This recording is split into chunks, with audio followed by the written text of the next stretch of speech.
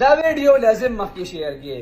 د سپینیډر مشتاق احمد صاحب د گرفتارۍ نه پس د هغوی کور والا ټول پاکستان ته دعوت ورکړی دی، مینت یې کړی دی، گزارش یې کړی دی، درخواست یې کړی دی چې ټول په یو اواز باندې په سوشل میډیا باندې احتجاج ریکارډ کړي.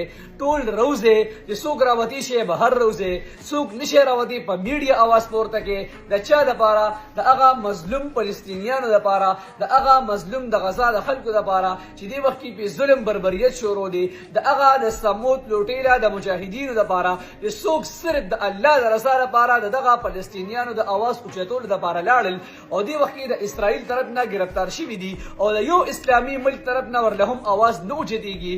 نو تاسو ته درخواست کړی دی چې د الله د خاطره د الله د رضا لپاره روزې د هغوی اواز جوړ شي، د هغوی دپاره احتجاج ریکارډ کړي، د هغوی دپاره اواز پورته کړي چې دوی دغه ظلم بربریت نشه کوم روزي او د هغه فلسطین د خلکو دپاره د اواز پورته کولو لپاره د هغوی میدان ته ورسي او د هغوی اواز پورته کړي. په دې کې به ورسره تاسو پوره شریک یې. نو دا ویډیو لازم مخکې شیر کړئ. مهرباني.